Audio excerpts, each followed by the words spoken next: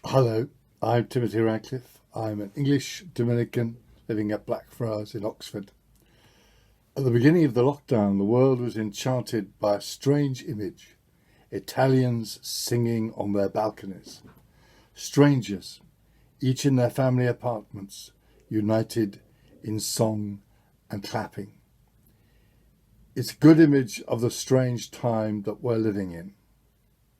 There's a social isolation or unsocial isolation, people kept apart by law and fear of contagion, and yet a communion which reached out to others and even embraced us who were watching on the television and perhaps joining in too.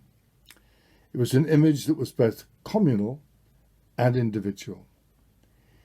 It's often assumed that the individual and the communal are opposed. We become ourselves by struggling to be free of social constraint. We boldly strike out on a path that no one has trodden before, solitary heroes. But an acutely individualistic society, such as our own, often produces lonely people who find it hard really to be individuals. It tends to conformity, the tyranny of fashion, and a celebration of celebrities, famous just for being famous.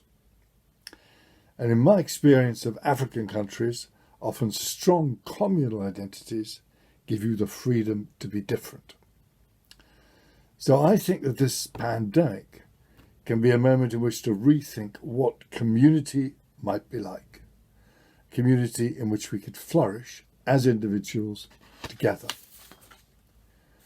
When I returned from Jerusalem just before lockdown began, I immediately downloaded Skype and Zoom so that I could see the faces of the people that I loved.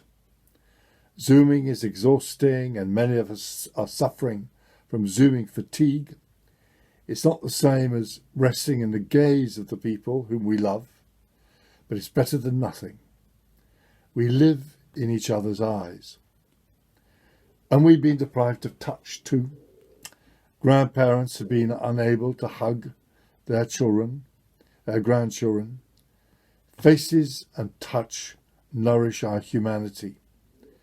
So this time of isolation has been a time of deprivation for many people, even the cause of mental illness.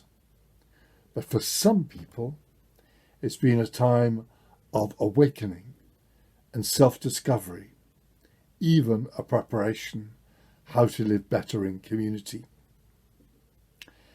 In 1364, when she was only 17, St. Catherine of Siena, a Dominican laywoman, began a period of 3 years of self-isolation. This was to search for God. What she actually met was herself. She said she entered into the cell of self-knowledge. She was confronted by a terrible clarity as to who she really was. All illusions and fantasies were removed. Now, this was not narcissistic navel-gazing, because she also discovered it was precisely this Catherine who was utterly loved by God. This was the foundation of her spiritual life. You only know yourself when you really see yourself as loved infinitely. She wrote to Raymond of Capua, her Dominican friend, in some ways her spiritual director, but I sometimes think it was more the other way round. Try to get to know yourself, she said. We must enter into the night of self-knowledge. We must face our own shadow. She said, my shadow has made me afraid. But then we shall discover God, the one whose love gives us being at every moment. Then we can rest in ourselves, for we are in God.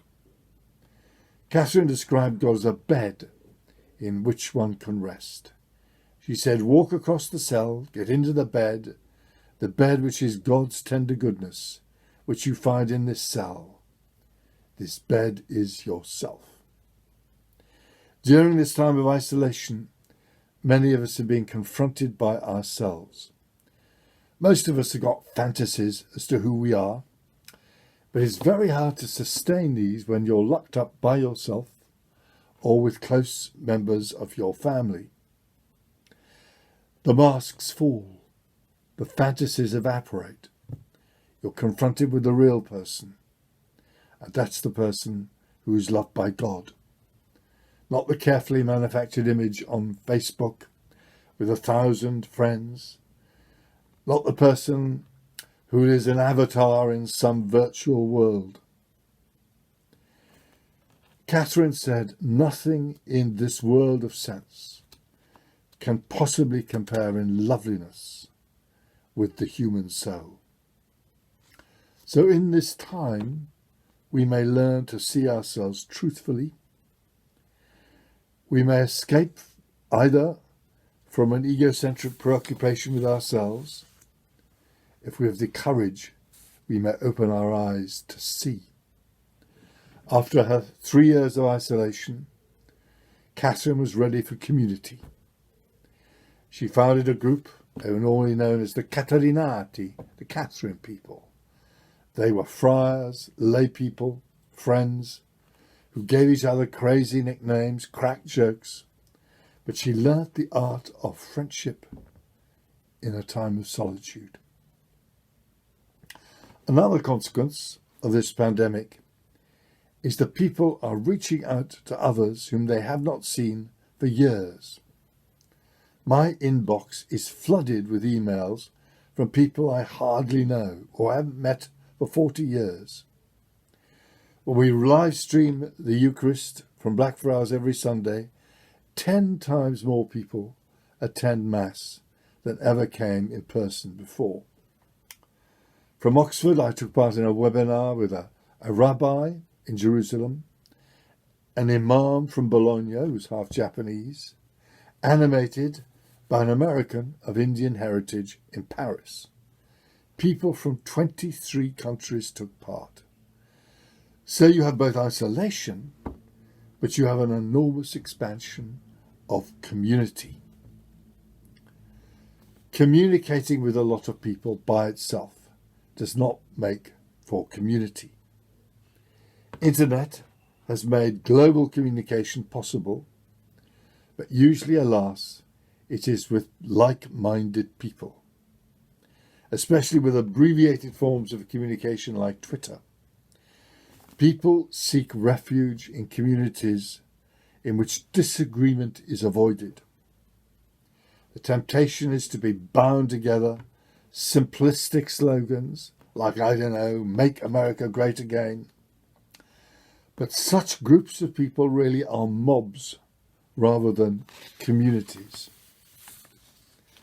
Aristotle defined a city as the place where different sorts of people interact. He said, similar people cannot bring a city into existence. By definition, a city, a polis, is somewhere where strangers with different views, different religions, different opinions, different politics must live together, even different supporters of different football teams. So think again of those Italians standing in their balconies, singing and clapping together, but each in their own living space. This is a brief moment in which people who've been driven apart, separated, come together. Strangers sing together.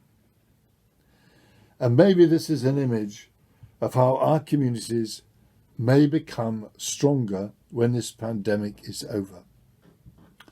Not only our communities, but each of us individually too, unafraid to reach out to strangers. Thank you very much.